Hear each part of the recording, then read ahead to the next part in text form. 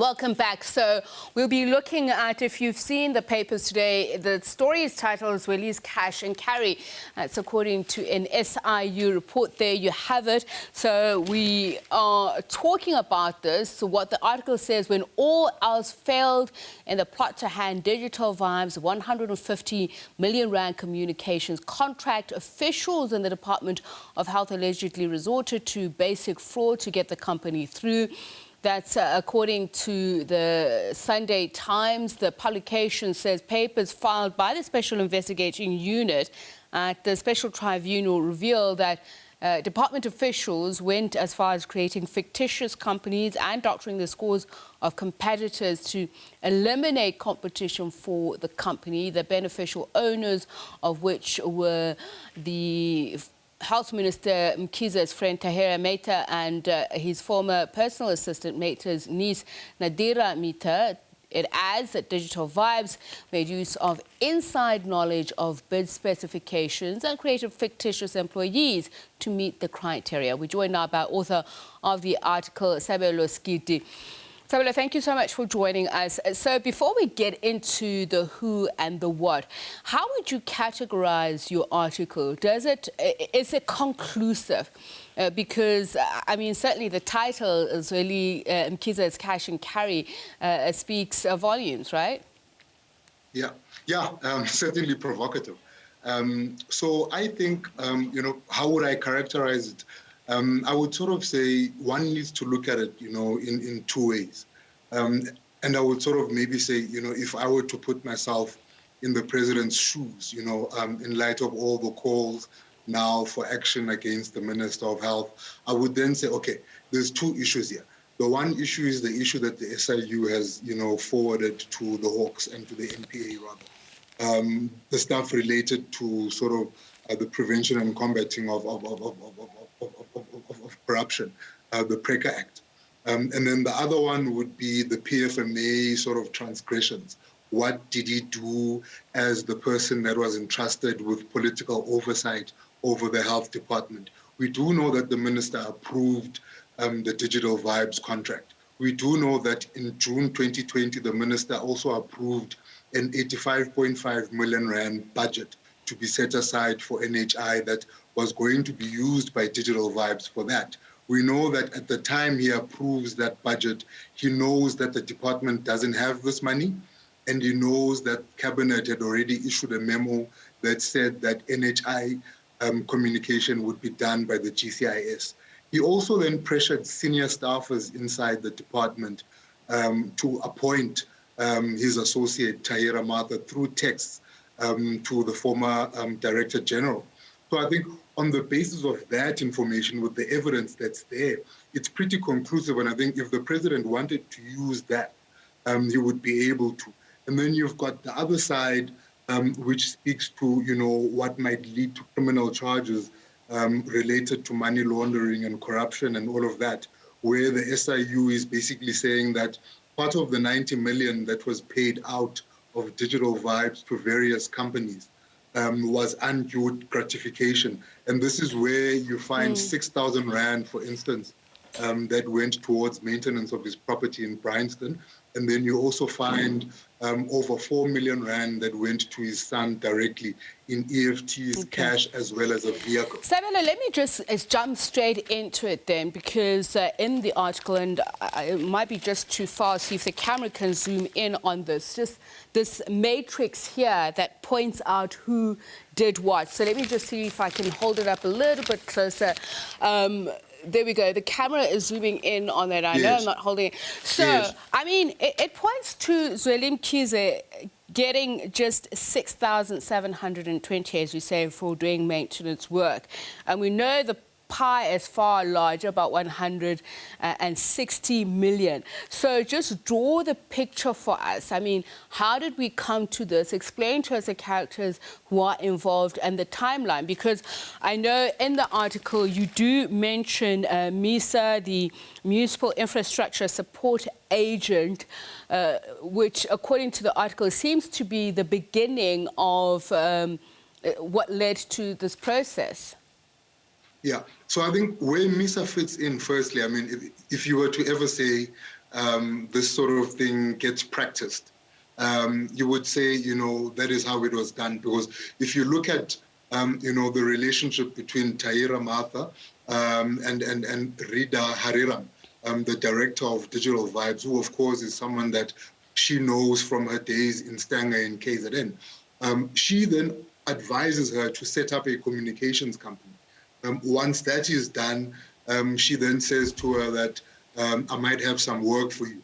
And she takes the entire profile of that company, and she goes and, basically, submits a bid for a tender with the Municipal Infrastructure Support Agency. At the time, of course, it's worth to note that Mkhize is Minister of the Cooperative Governance and Traditional Affairs Department, under which MISA falls. Then after she gets that contract, Tahera Mather is then working actually not at MISA, but inside the department itself as spokesperson for the minister. We know this because there's a gentleman, Musa Zondi, who was employed at the department as the minister's spokesperson.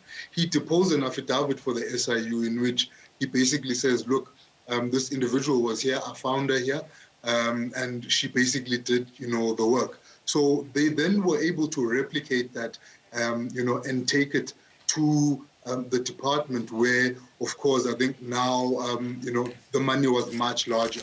They were targeting 150 million. We do know that before Digital Vibes was drawn in, there were attempts for Martha to be employed herself as a consultant to the department, but the department's, basically public procurement regulations didn't allow for this to happen. Supply chain department told them that this needs to be put out to RFP. Basically, it has to be a company. Then they reverted back to introducing Digital Vibes in the scheme. So, if you wanted to ask what was the use of that first one, it was basically a way for them, I think, to practice. And I think once they had that confidence, then it was sort of easy to implement it at the Department of Health. So part of the article you talk about how to rig a tender, saying that insider information was used to position Digital Vibes, and also that another company was discredited or rather unfairly scored in that process in order for Digital Vibes to get ahead. And I'm going to point to this, the fact that the minister, Mkhize, has repeatedly denied any knowledge, has repeatedly denied tampering with how Digital Vibes ended up with the tender. His son has said, yes, we may have had a personal family relationship, but in no way did I, benefit from this. And we also know, for instance, Ndabezinhle Sibiya has also denied any involvement. He says the association of his name and Sotobe Media may be coincidental, but he has that. And what is common with all of these people? They all claim the SIU has never contacted them directly to verify some of this information and claims. So why do we write about it so definitively? Yeah. Well, I mean, I think, Tsepiso, the point is to sort of put across what the SIU makes out, in court papers. There are a number of things in those court papers that the SIU doesn't go into great detail in terms of how far they've gone to establish it. And I think it's also worth sort of noting again that the SIU in their report was not investigating individuals. The SIU was investigating allegations related to, the procurement using public funds. So in as far as, doing that, then I suppose one would have to talk to them about whether they felt that they needed to reach out to all of the individuals that, they've reached out to. For instance, Mr. Mkhize, in his statement, says that he has been in communication with the SIU.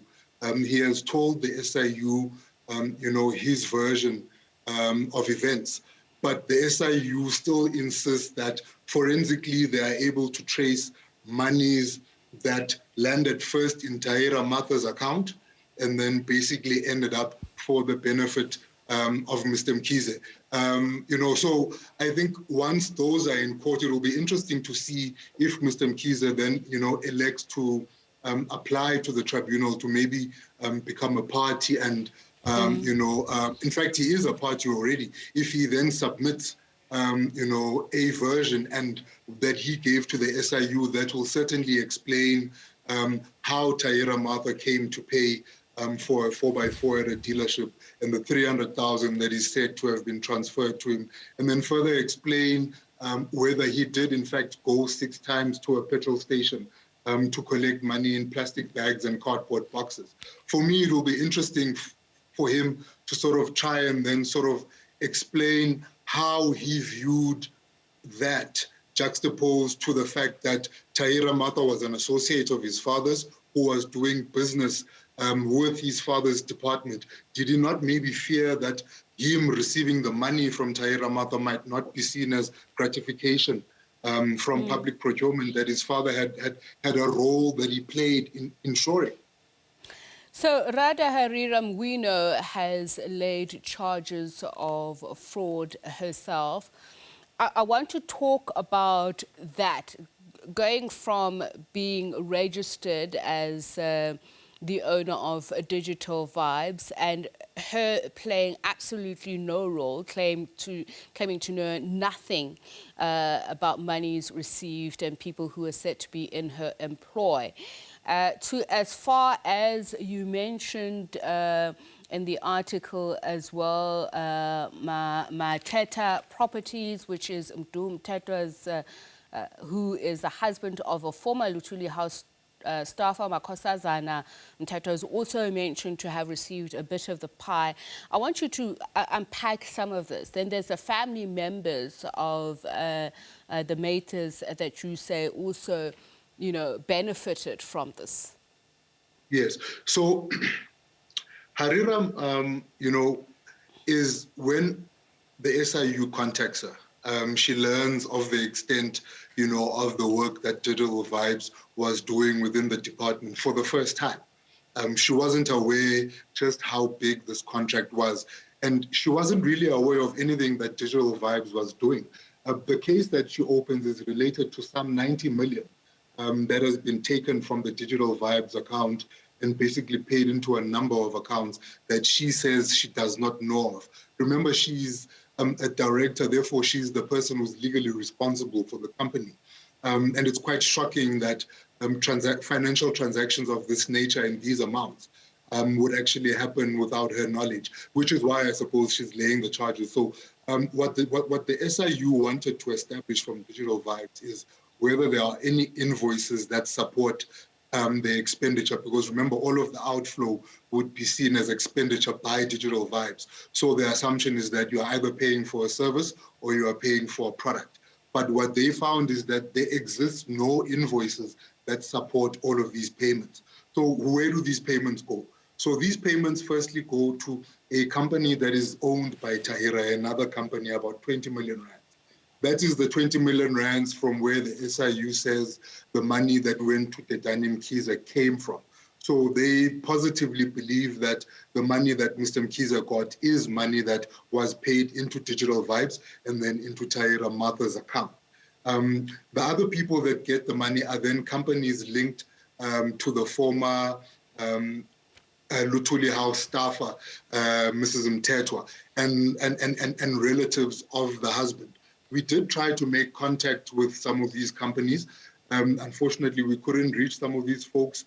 I think the one company linked to Mtetwa that we were able to reach, the individual that is, registered as a director there, made it quite clear to us that they are not prepared to have a conversation to us. So the same with Sotobe Media. We did try and reach out to them to try and find out, number one, where the money came from. Number two, what is the extent of the link to Mr. Ndabezinhle's beer. But unfortunately, again, as we say, those attempts didn't bear any fruits for us. Just very quickly, Sabelo, Are there sworn statements to these effects, especially the bit about EFTs being made into an account and then being exchanged for cash to clean or launder the money? Is this information before the SIU enough to go through to the NPA for them to follow up?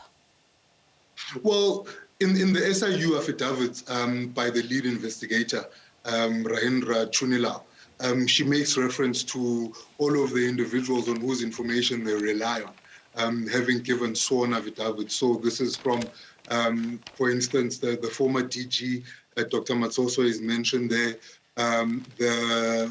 the gentleman that was involved in ferrying the cash to Ms. Hariram has supplied an affidavit. Ms. Hariram herself has apparently supplied an affidavit. Mr. Zondi, who was the former minister's spokesperson at COCTA, also gave a statement to the SIU. Thank you so much for speaking to us, author of that article in the Sunday Times, front page of the Sunday Times, Sabelo Skiti. Right, let's take a look at your expected weather conditions for the week.